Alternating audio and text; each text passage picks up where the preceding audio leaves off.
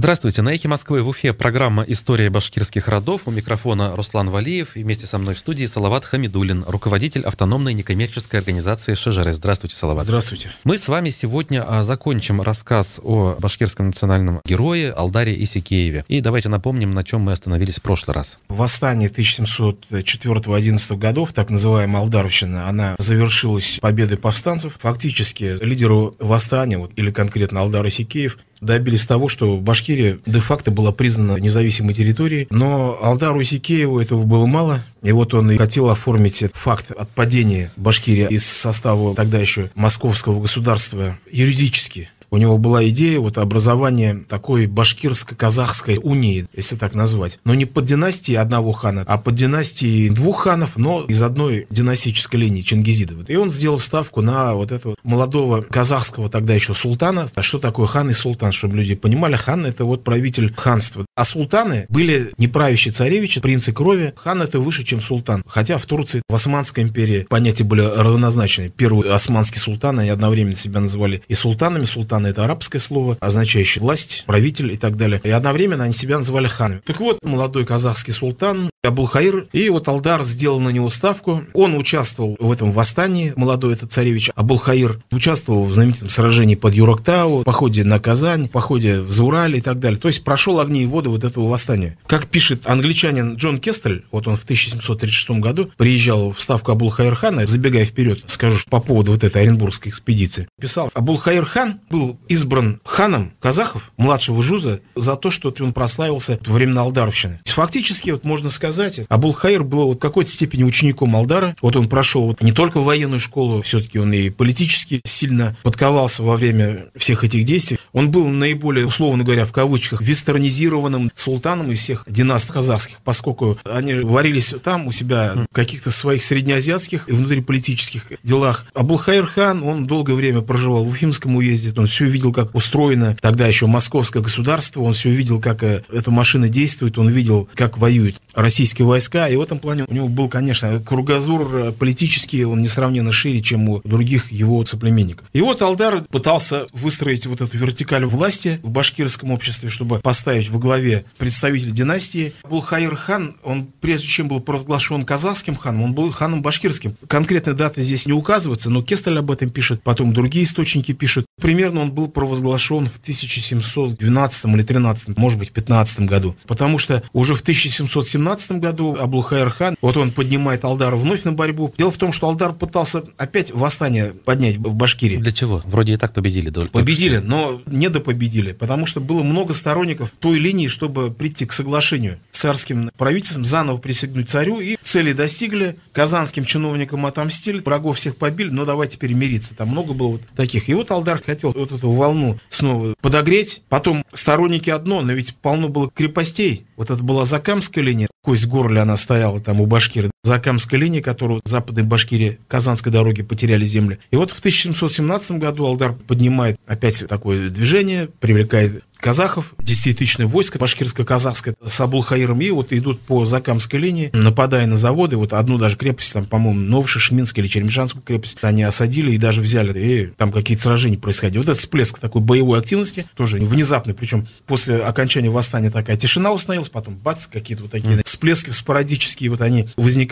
Это как раз результат деятельности Алдара. Но, к его сожалению, башкирское общество, оно горизонтально интегрированные кланы, которые не терпели никакой этой властной вертикали. Именно поэтому его эта затея, она не удалась. Башкиры — такое эгалитарное общество, которое каждый считает себя не хуже, как Запорожская сечь, все казаки равны и так далее. А здесь пришлось бы одни кланы возвышать над другими, то есть иерархия кланов. Естественно, это не могло годиться. Далее еще ситуация осложнилась тем, что в 1723 году началось нашествие джунгар. И казахи были вынуждены бежать с востока, с юго-востока и занять эти все башкирские земли. Это территория нынешнего центрального, северного и западного Казахстана. И такая между казахами и башкирами война началась. Башкиры пытались отогнать, да. И казахам невозможно стало жить. С юга идут джунгары, с севера постоянные атаки башкир, с запада постоянные атаки, потому что еще земли они яицких казаков заняли. С запада яицкие казаки атакуют. Со всех сторон невозможно. И тут Абулхаир хан принимает судьбоносное решение, которое определило будущее всего Казахстана. Вот если бы не это решение, сегодняшнего Казахстана бы не было. Казахстан, он, наверное, может быть, локализовался где-то на юге и на юго-востоке. Это Восточно-Казахстанская, Алматинская область, вот все где-то вот там. Но то, что вот сейчас он приобрел, это как раз вот это ключевое решение, которое принял результат вот этого решения тогда еще Абулхаира. Началось вот это нападение Джунгар. Казахи его провозглашают своим ханом младшего и среднего Жуза. То есть фактически той части казахского народа, которая осталась независимой. Потому что Южный Казахстан, его джунгары покорили, победили их.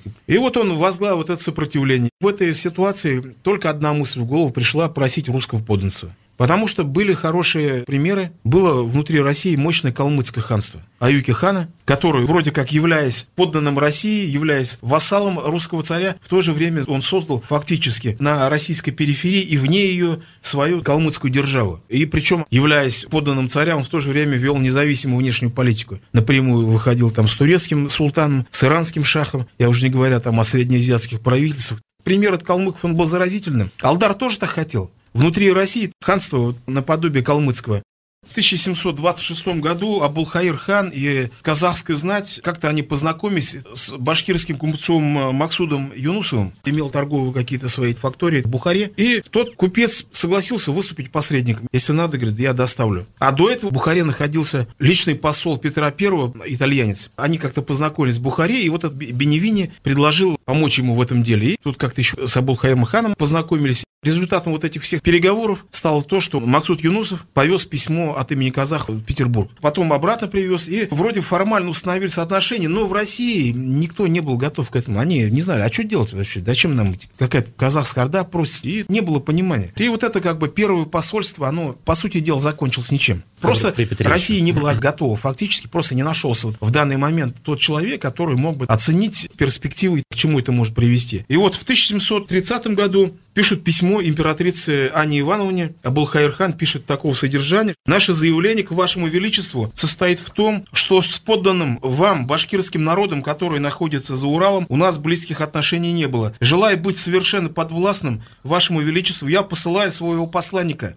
вместе с вашим подданным Алдарбаем. Этот Алдарбай требовал посланника от нас к вашему величеству. И поэтому мы, Абулхаир хан, с подвластным мне многочисленным казахским народом, все преклоняемся перед вами». В письме фактически было написано в том смысле, что Алдар заставил Абулхаира вот это письмо написать. Это, конечно, было большим лукавством. Это было специально написано, чтобы, так сказать, сохранить лицо перед своими казахскими султанами и другими ханами. И он выдал это дело так, что вот меня вот эти башкиры чуть ли ненасильно запихивают под русское подданство. Хотя на самом деле это было, естественно, желание. Это они с Алдаром разыграли вот эту ситуацию. Видите, как получилось? Ерофеева, историк, пишет: «В условиях жесткой конфронтации с северными соседями перед казахами младшего и среднего Жуза встала проблема официального закрепления за ними плодородных пастбищ по нижнему и среднему Яику, где открывался путь к заманчивым пастбищным угодьям». А другой историк, Сафонов, писал, что причина такого решения, то есть принятия русского подданства, более чем понятна. Абулхаир хан пытался обеспечить себе район, своеобразный страховочный вариант, куда бы он смог отступить, если джунгары одержали бы верх. Интерес Абулхаир хана понятен. Занять вот эти земли на севере, современном и западе Казахстана, которые ими принадлежали казахам, башкирские земли, для них понятно, страховочный вариант, вот такая база для отступления. А какой интерес башкирам-то? Вот когда потом уже казахские послы поехали в Петербург и так далее, у него прямо спросили: вам-то зачем это надо? Отдавать свои земли и так далее. Алдар сказал, что, дескать, вот мы хотим принять, чтобы киргизский народ был в подданстве России для того, чтобы жить с ними в мире. Ну, то есть очень, опять же, вот такое лукавое и непонятное объяснение. На самом деле, если исходить из логики событий, на самом деле Алдар хотел, вот это его идея башкирско-казахской унии, но между ними вот был разрыв, который могли бы занять кто угодно. Пойди России на север, башкирские земли, которые они даже и не надеялись, видимо, удержать. Возник вот такой башкирско-казахский континуум, единый этнополитический, чтобы их границы Башкирии и Казахстана вот уже непосредственно где-то вот смыкались южнее территории реки Урал. Вот какая была идея. И по мысли Алдара, что вот если башкиры и казахи войдут под протекторат России именно на тех же условиях, как и калмыки, во главе со своими правящими династиями, то тогда вот по мысли Алдара будет легче отстаивать самостоятельность Башкирии. Вот какая была идея Алдара. Именно поэтому Алдар и вся вот эта башкирская знать фактически поступились вот этими башкирскими землями для того, чтобы казахи жили поближе к ним. Но знать башкирское-то решило, простой башкирский народ не захотел это понимать, вот эти геополитические расчеты. Потом возникла вот эта идея Оренбургской экспедиции, когда послы казахов прибыли в Петербург, приняли русское подданство. Причем идея города Оренбурга изначально вообще не стояла. Речь шла о том, что казахи принимают русское подданство, Россия организует восточную экспедицию в Среднюю Азию, там к Сырдарье, Бадахшану, в Иран, в Индию и так далее. Идея города возникла случайно. Вот опять же, мы говорим о многовариантности истории, что много в истории случайностей, которые вообще-то имеют роковые последствия. Вот просто как-то сидели Тевкелев, который, кстати, был руководителем посольства казахам, и Абул-Хаир хан. Тевкелев говорит: а вот хорошо, вы присоединяйтесь. А давай вот, может быть, тут мы где-нибудь здесь поблизости городок построим, где тебе будет там хорошо отсиживаться. Если джунгары нападут, бац, а ты в крепости. И тут Абул-Хаир хан с радостью поддержал. Причем ни у того, ни у второго в голове даже мысли, значит, не промелькнуло, что земли-то вы основываете на башкирских землях. И потом Абул-Хаир дал согласие, полетела депеша тут же в Петербург. И вот когда уже казахские послы прибыли, подданцев приняли, потом стали думать, а нужна ли нам вот эта киргиз-касацкая орда, стали размышлять высшие чиновники. И тут на стол императрицы ложится проект вот этой Оренбургской экспедиции Кириллова. Кириллов, который обосновал, для чего это надо. Вот, и причем там, вот если почитать, это удивительный документ. Как там, он это обосновал? Какие доводы привел? Говорит, дискурс такой, как бы колониального соперничества с испанцами. Вот испанцы же, говорят, взяли Мексику и так далее. Чем мы хуже испанцев? Кириллов мнил себя там Кортесом, я не знаю, Франциском Писаро. Такой, сейчас мы возьмем новую Россию, как он называл, Новороссию. А так он и пишет. Приобретение новой России, вплоть до Индии. Новороссия где-то в Индии, представляете? И когда вот зазвучали такие все экзотические слова в его проекте, Бадахшан, Кундуз, Балх и так далее, все сумел он заразить вот этой колониальной лихорадкой высшие круги российского государства. Экспедиция была запущена, потом она уже по ходу только получает название Оренбургской экспедиции, повторяю, потому что не было цели там какой-то Оренбург строить, Оренбургскую губернию. Цель была Индия. А это уже вот по ходу просто Оренбург как перевалочная база должна была. Естественно, простой башкирский народ, который сидел и не понимал, что происходит. Алдар, естественно, понимал примерно, что происходит. Потом, когда уже возникла идея города, что было уже? Теперь поздно было это отыгрывать. Была у него такая идея. Ладно, пусть она пройдет, благополучно сгинет где-нибудь там. На берегу океана. Не на берегу океана. Можно даже, как говорят, гадалки не ходи, что она потерпела бы полный крах. В Средней Азии где-нибудь она погибла бы. Это вот как до этого была экспедиция Бековича-Черкасского в 1717 году, которая была истреблена Хивинским ханом. То же самое ожидало Оренбургскую экспедицию. Может быть, не так быстро, как с экспедицией Бековича-Черкасского, но конец был бы таким. Может быть, их и не перебили бы, но они точно бы от голода, от болезни она погибла бы. Поэтому идея была пропустить, не препятствовать, пусть уходят экспедиции, все, а мы тут посидим, посмотрим. И продолжаем свою идею башкирско-казахской унии там во главе с ханами из одной династии. Ну, народ башкирский не понял этого, тут же назвали Алдара там и всех вот этих башкирскую знать куштанами, то есть предателями, мироедами, приговорили их к смерти на одном из съездов и начали восстание. Когда экспедиция двинулась к месту основания Оренбурга, это устье реки Орь, первый Оренбург, то есть это сейчас город Орск. Туда пошли, и вот началось восстание, напали, разгромили Вологодский Драгунский полк. Восстание уже 35-40 получается. 35-40 годов. Алдару было очень тяжело в этой ситуации. Его считали виноватым, что из-за него все это началось. Хотя, ну, как мы понимаем, это вот был большой политический проект и интересная задумка. Как все пошло не так. Как часто бывает проект, опережающий время. Опережающий. Дело в том, что изначально можно было сказать, что Россия все равно пришла бы, может быть, не сейчас, но позднее в Среднюю Азию. И как ни крути, все равно и Казахстан вошел бы в состав России, наверное. Но, тем не менее, эта идея Алдара-то была как можно больше сохранить вот эту самостоятельность свою, понимаете? В этой части, возможно, она бы реализовалась. Но восстание началось. Алдару в 1736 году, уже через год после восстания, мы видим ставки Абул-Хаир хана находится. Видим, просто в Башкирии там на него была охота объявлена. Он находится у Абул-Хаир хана, где его застал вот англичанин Джон Кестель, нарисовал его портрет. Видимо, там он скрывался со своей семьей. Потом в 1937 году он обратно в Башкирии. Именно он потом в 1937 году была какая идея? Татищев хотел, чтобы Абул-Хаир приехал в Башкирию, поскольку, я же говорил, он до этого был провозглашен уже башкирским ханом.